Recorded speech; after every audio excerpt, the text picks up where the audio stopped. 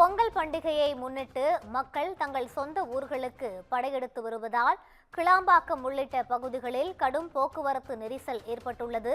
இதுகுறித்த கூடுதல் விவரங்களோடு இணைகிறார் எமது செய்தியாளர் சக்திவேல். வணக்கம் சக்திவேல், போக்குவரத்து நெரிசலை குறைக்கும் வகையில் என்னென்ன நடவடிக்கைகள் எடுக்கப்பட்டிருக்கிறது? விரிவான விவரங்களை பகிரலாம். குறிப்பாக கிளாம்பாக்கம் பேருந்து நிலையம் அருகே சுமார் 2-3 கிலோமீட்டர் தூரத்திற்கு வாகனங்கள் அணிவகுத்து நிற்கக்கூடிய காட்சிகள் நம்மால் பார்க்க முடிகிறது.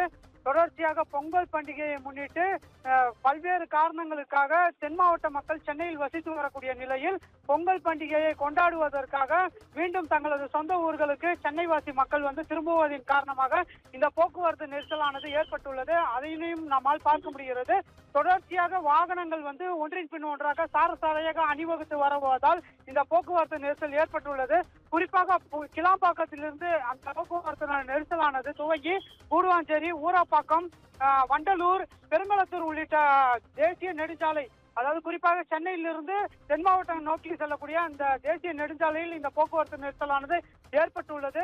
சொந்த ஊர்களுக்கு படையெடுக்கக்கூடிய இந்த பயணிகள் குறிப்பாக பேருந்து, தனியார் பேருந்து, ஆம்னி பேருந்து, கார், வேன் உள்ளிட்ட வாகனங்களில் ஒரே நேரத்தில் அதிகப்படியாக பயணிப்பதால் இந்த போக்குவரத்து நெரிசலுக்கான காரணமாக உள்ளது. போக்குவரத்து காவலர்கள் ஆங்காங்கே பணியில் ஈடுபட்டு வந்தாலும் இந்த போக்குவரத்து நெரிசலை சரி செய்வதற்கு அனைத்து முயற்சிகளிலும் ஈடுபட்டு வருகின்றனர். ரூபி, விவரங்களை வழங்கியமைக்கு நன்றி சக்தி.